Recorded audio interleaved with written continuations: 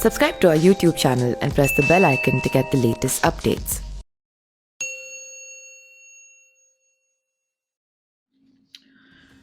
निर्दलीय विधायक रघुराज प्रताप सिंह उर्फ राजा भैया लगभग 3 दशकों में पहली बार अपने ही निर्वाचन क्षेत्र कुंडा में चुनौती का सामना कर रहे हैं। राजा भैया इस सीट पर 1993 से जीतते आ रहे हैं और उनकी जीत का अंतर हर चुनाव के साथ बढ़ता ही गया है। उन्होंने 2007 में बहुजन समाज पार्टी की लहर, 2012 में समाजवादी पार्टी और 2017 में भारतीय जनता पार्टी की लहर का सामना किया और इस बार उन्हें उनके ही सहयोगी गुलशन यादव से चुनौती मिल रही है, जो समाजवादी पार्टी के प्रत्याशी हैं।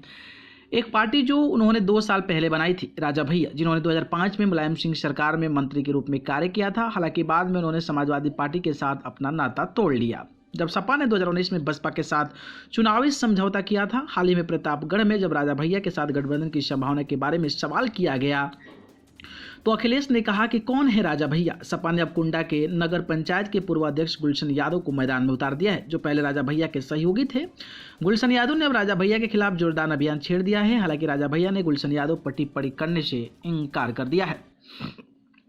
समाजवादी पार्टी के खिलाफ अभियान के बारे में पूछे जाने पर वे कहते हैं कि चलिए इसके बजाय दूसरे मुद्दों पर बात करते हैं। भदरी और बैंती की वंशज राजा भैया अपने निर्वाचन क्षेत्र में प्रचार में व्यस्त हैं और इस बार उनके जुड़वा बेटे शिवराज और ब्रजराज भी अपने पिता के लिए प्रचार कर रहे हैं। यह पहला मौका है जब उनके परिवार के अन्य सदस्य चुनाव प्रचार कर रहे हैं। उनके बेटे अभी अपनी किशोरावस्था में हैं और उन्हें हाथ जोड़कर लोगों से समर्थन मांगते देखा गया है।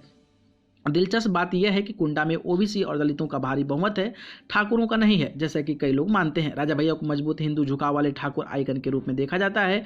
उनके पिता राजा उदय प्रताप सिंह हिंदुओं के बीच उनकी धार्मिक और परोपकारी गतिविधियों के लिए जाने जाते हैं।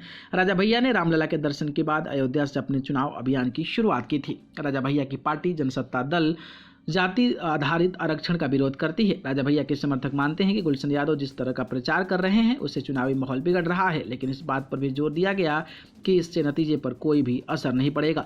जनसत्ता दल के महासचिव कैलाश नाथ मिश्रा ने कहा कि यह लोकतंत्र है और हर कोई चुनाव लड़ सकता है। अगर कोई शातिर अभियान शुरू करना चाहता है तो ये उनकी पसंद है। जनता अच्छी तरह से जानती है कि कौन उनके कल्याण के लिए काम करता है और कौन व्यक्तिगत लाभ के लिए यहाँ है। अब जो बात राजा भैया के पक्ष में काम कर रही है वह यह है कि उन्हें अपने कट्टर कांग्रेसी नेता प्रमोद तिवारी, जो कि प्रतापगढ़ से भी ताल्लुक रखते हैं, के साथ बिगड़ी स्थिति को सुधार लिया है और उससे उनके संबंधित समर्थकों के बीच तनाव कम हो गया है। न्यूज़ रूम से न्यूज़ लाइव की रिपोर्ट।